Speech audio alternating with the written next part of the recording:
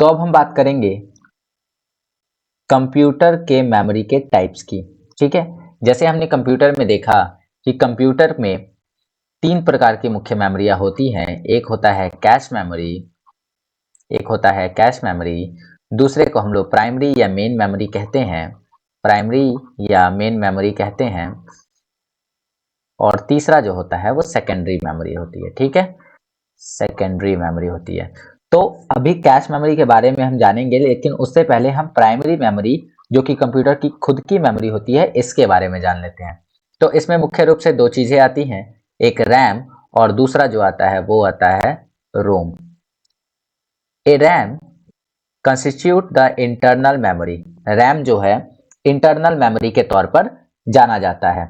ठीक है, for storing data, जो डेटा को स्टोर करता है, मतलब इंटरनल मेमोरी के तौर पर अगर डेटा को कोई स्टोर करता है तो वो रैम होता है। तो ये डेटा को साथ साथ प्रोग्राम को और प्रोग्राम के रिजल्ट को भी स्टोर करता है। It is read write memory, यह एक प्रकार का रीड राइट मेमोरी है। क्या मतलब होता है इसका? रीड एंड राइट का, रीड एंड राइट का मतलब होता है एक ऐसा मेमोरी जिसके अंदर डेटा स्टोर किया जा सकता है और जरूरत पड़ने पर उसे मिटाया भी जा सकता है, मतलब जब उसका जरूरत नहीं है तो उसे मिटाया भी जा सकता है। ठीक है, तो ये एक प्रकार का क्या है? रीड एंड राइट मेमोरी है, जिसके अंदर आप बार बार डेटा को स्टोर भी करते हैं और उसे डिलीट भी कर सकते हैं। ओके, तो रीड राइट का मतलब यही हुआ, एक ऐसी मेमोरी जिसके अंदर डेटा को स्टोर किया जा सकता है और साथ ही साथ उसे डिलीट भी किया जा सकता है जब जरूरत पड़े तो। जैसे हम लोग ब्लैक बोर्ड मान लेते हैं, ब्लैक बोर्ड भी एक रीड राइट मेमोरी का ही एग्जांपल होगा।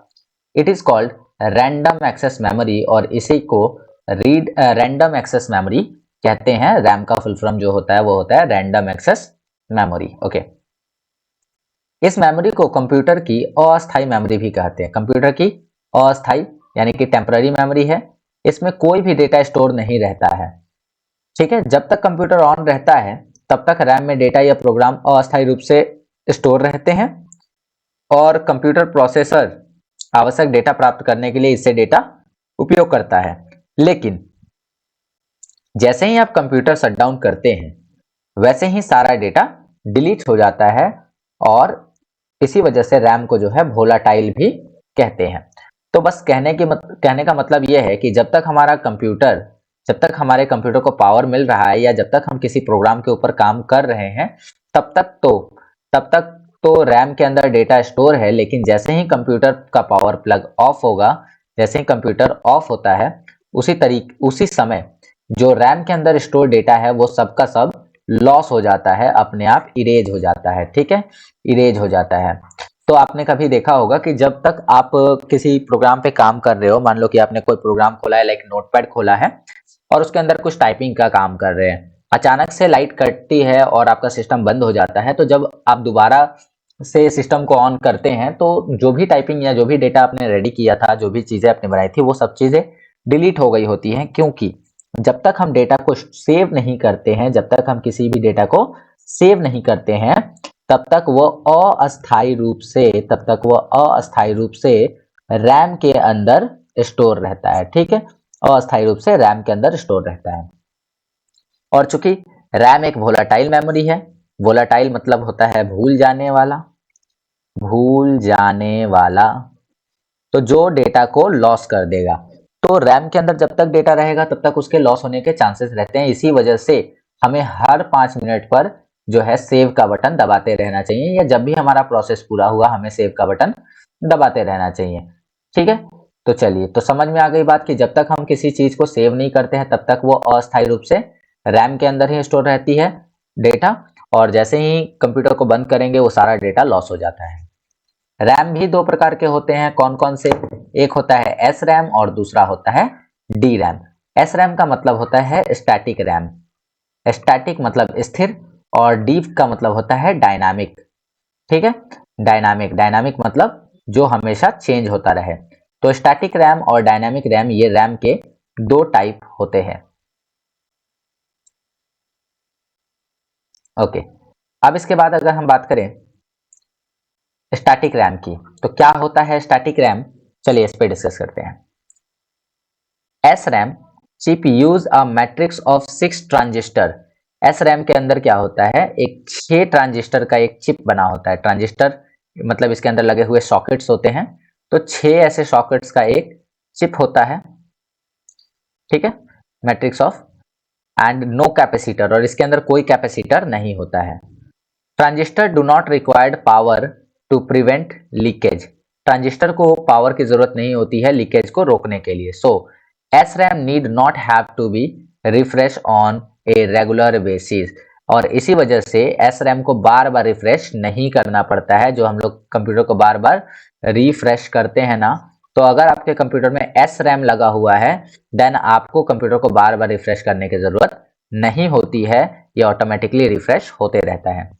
इसे SRAM के नाम से जाना जाता है। स्टैटिक रैम कम रिफ्रेश होती है, लेकिन यह डेटा को मेमोरी में अधिक समय तक रख पाती है। अब जाहिर सी बात है कि जब तक आप किसी चीज को रिफ्रेश नहीं कर देते हैं, तब तक वो डेटा उसके अंदर स्टोर रहेगा। उदाहरण के लिए अगर मैं इस स्क्रीन के ऊपर लिखता जाऊं और जब तक मैं इसको क्लीन नहीं करूंगा, ये तब तक ऐसे ही इसमें पड़ा रहेगा। लेकिन जैसे ही मैं इसे क्लीन करता हूं, ये पूरी की पूरी डेटा क्या हो जाएगी, जो काम की डेटा नहीं है वो हट जाएगी।